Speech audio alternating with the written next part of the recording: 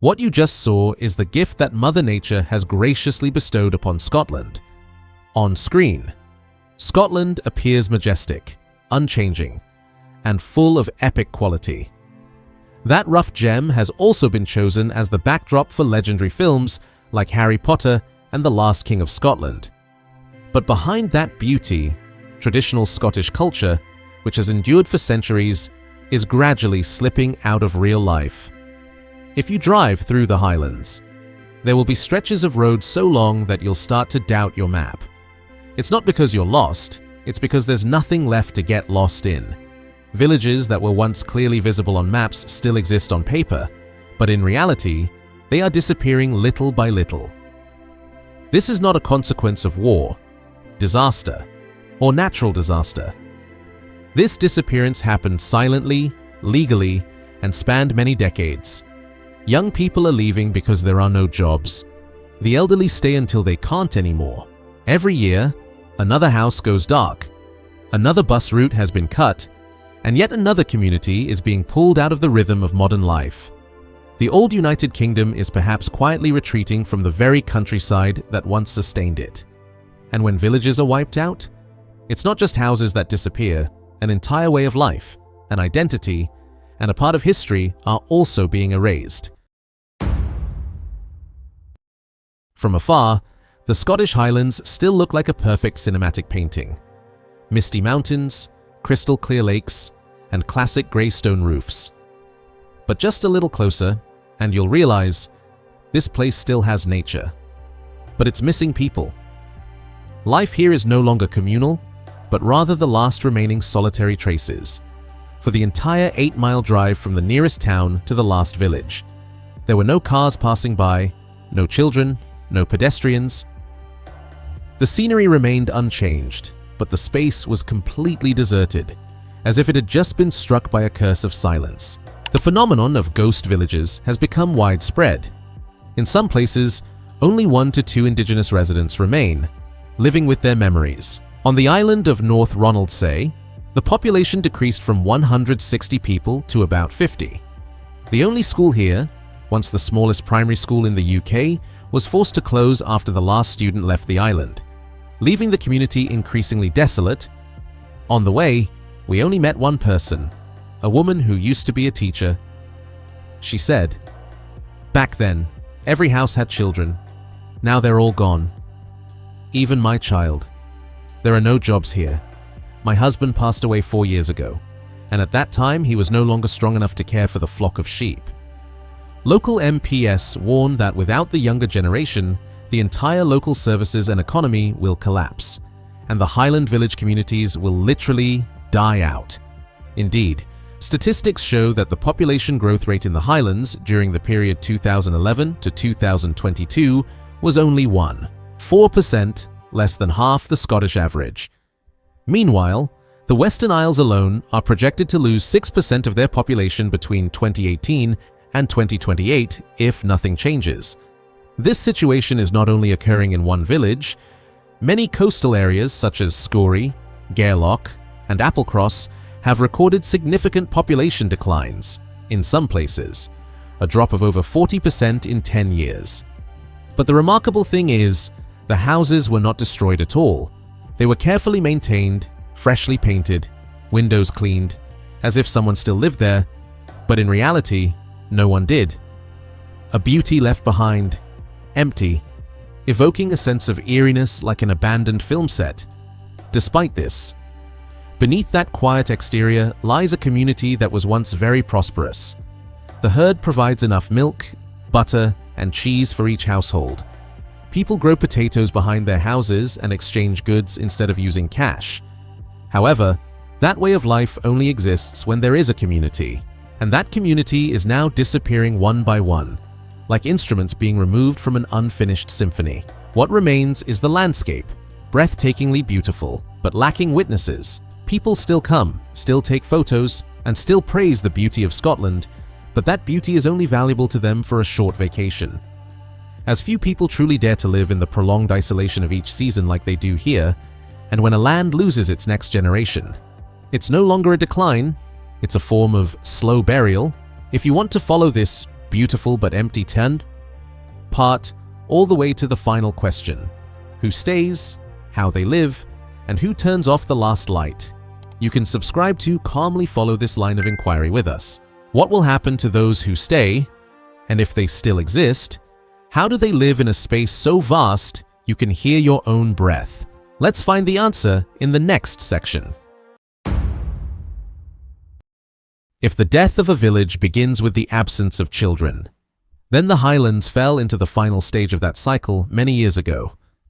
Over the past decade, more than 30% of young people under 30 have left this land, not because they don't love their homeland, but because there's nothing left to keep them here, no jobs, no future, and increasingly, little hope.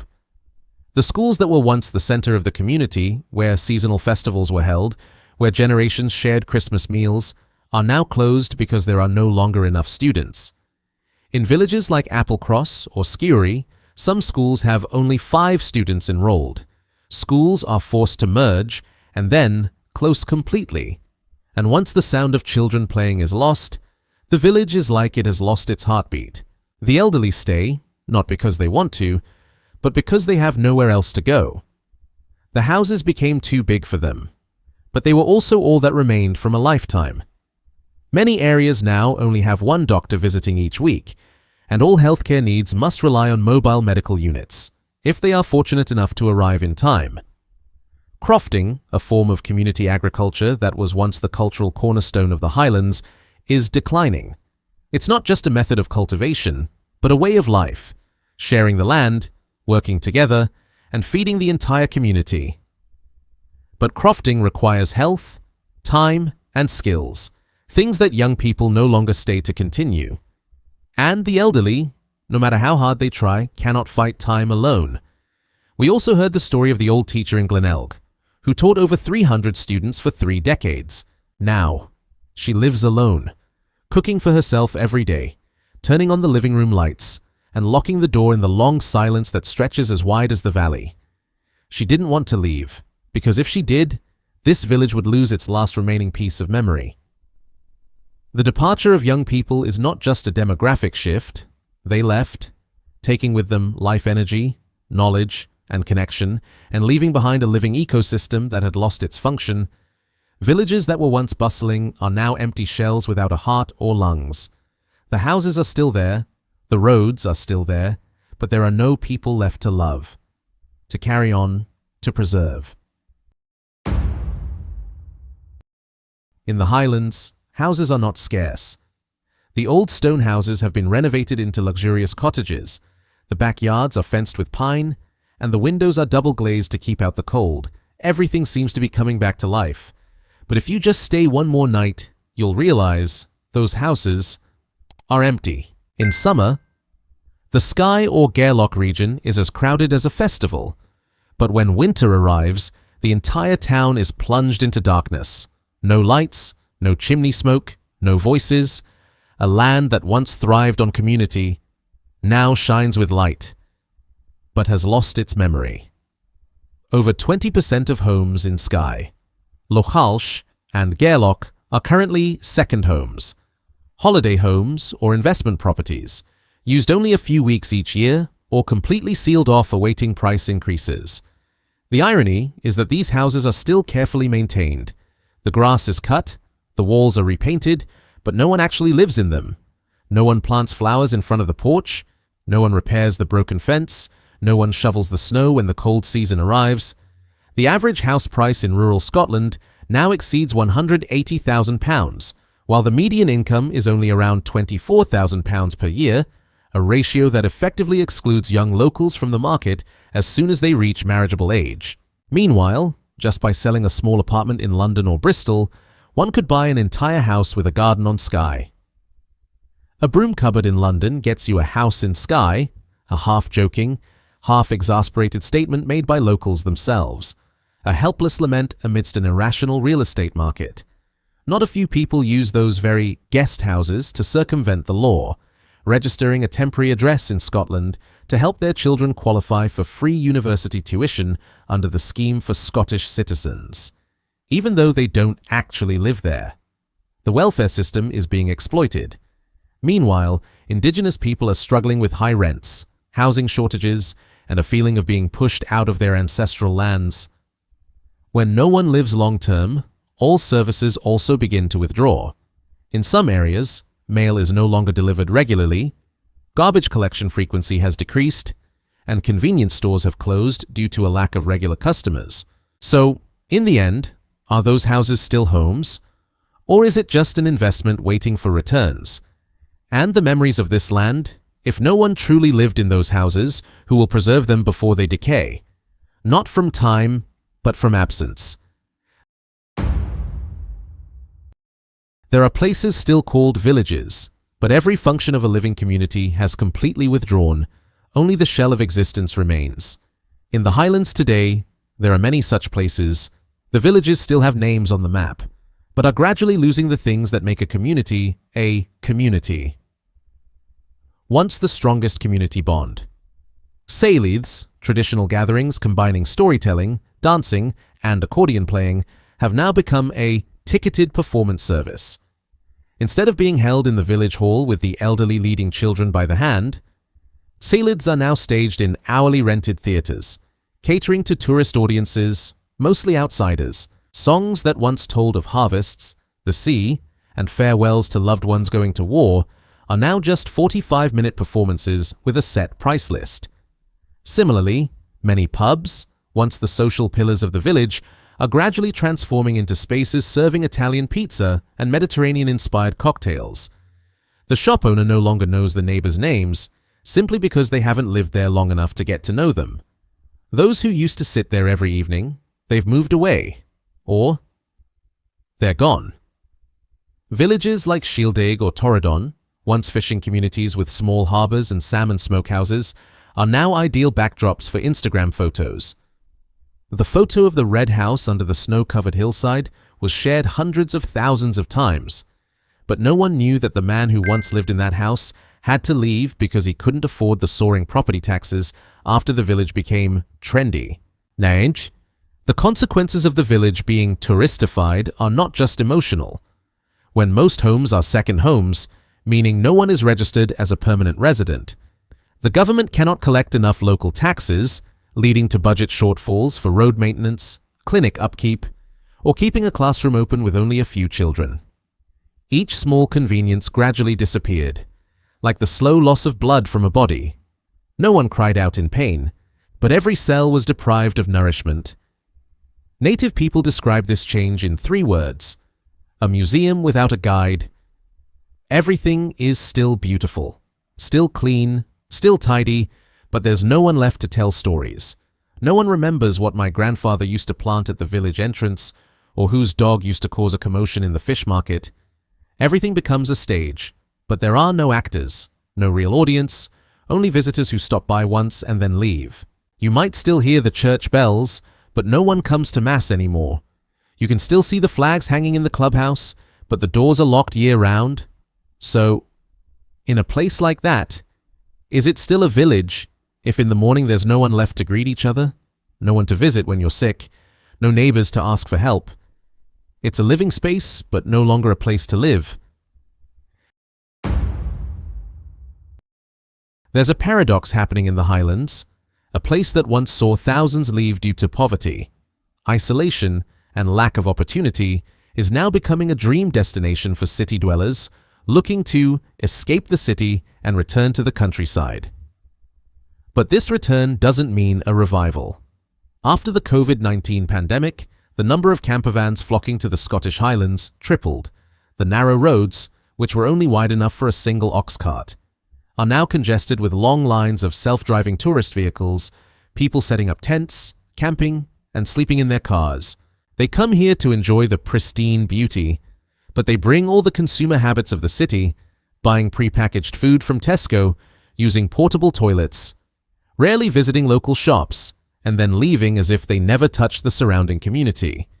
In places like Applecross or Fort Augustus, the population hasn't increased, but the infrastructure is stretched to its limits. The sewage system is overloaded, roads are damaged by heavy vehicles, and household waste is strewn along the loch shores, scenes that used to only appear after crowded music festivals. But this isn't a festival. It's everyday life. Some of them weren't even short-term guests. They decided to move permanently to the Highlands, buying land, building a house, and promoting a back-to-nature lifestyle on social media. But the contradiction arises when that simple dream is not accompanied by integration. A home buyer in Skye once filed a request to ban sheep grazing near their property because the foul smell was incompatible with a meditative lifestyle. Another person in Kyle of Lochhalsh opposed the summer festival because it was too noisy. Newcomers can live beautifully, but alone. They often gather in groups of friends from the same region, organize their own events, and do not participate in local activities. Traditional sharing networks, from baking wedding cakes to helping each other clear winter gardens, are now stories in nostalgic news reports, no longer part of the current rhythm of life. That soft invasion doesn't come with the sound of cannons or steel. It stems from differing definitions of slow living and nature. One side lives by connection, the other by personal experience. And in that opposition, the indigenous people fade into the background like an old detail in a new setting. So, is tourism really saving this land? Or is it just recreating it as a beautiful stage for temporary residents? If economic growth comes at the cost of abandoning the very communities that have preserved it for hundreds of years, is that still a revival? Or is it just a silent replacement? Not everyone leaves, and not everyone who comes to the Highlands wants to take up space. Quietly, there are efforts from the local people themselves, small, scattered but incredibly resilient communities who are trying to hold on to this land. Not with slogans, but with action. The community buyout model, where residents pool their funds to purchase their own village, was once considered impossible. But it happened. On the Isle of Arg, after the residents regained ownership from private landowners in 1997, life began to revive. Solar power replaced diesel generators. The school reopened, and the population nearly doubled in 20 years. In Knoydart, a community of just a few dozen people runs its own mini hydroelectric plant, operates a community pub, and keeps the local primary school open. Ulva, an island once marketed on the real estate market as a potential investment, now belongs to 600 residents who pooled their money together. Those places haven't necessarily gotten rich, but at least they've regained the right to decide how to live. Some young people are also returning. No fanfare, no bustling media coverage. They returned to their grandparents' wooden house, opened a small coffee shop overlooking the bay, grew vegetables in the backyard, and repaired the oven that had been cold for 30 years. However, the barriers remain. House prices continue to rise as demand for second homes shows no sign of decreasing. The law regulating vacation rentals still has many loopholes. While many local governments support community development, they lack the budget or real power to stem the tide of the market that is eroding the memory of this land. So, is rebirth saving the land or just restoring it to a new version, completely different from the old memories? If only the scenery, roads and houses remain, but there are no people to carry on the values of living together, working together, and sharing both joy and hardship. Is the Highlands still the Highlands? Every rebirth requires sacrifice. The question is, what are we willing to give up to keep what, and who has the right to make that choice? The lifelong residents, or the visitors who come and go? Because if today we silently witness a village disappearing, leaving only a name sign by the roadside, then perhaps tomorrow it will be our turn where we live. It's not because it was destroyed, but because there's no one left to continue living there. The Highlands didn't disappear overnight. It disappeared little by little, when a light wasn't turned on in the winter anymore, when a child left and didn't come back, when a house was freshly painted, but remained forever empty. And then, at some point, we realize the greatest loss isn't what's left behind, but that no one is left to remember that it ever existed. Perhaps the Highlands are not just the story of Scotland, but it's a quiet warning to any land when community is replaced by experience, when living is replaced by vacationing, and when tradition is put on display like a beautiful, but meaningless, souvenir. If you've ever dreamed of living among nature, ask yourself, are you going there to live or just to take pictures and leave? Do you want to be a neighbor or just a temporary tenant in someone else's story? What do you think? Can a land be reborn without retaining its old soul? Or, once memory and community are gone, are all reconstructions just hollow copies?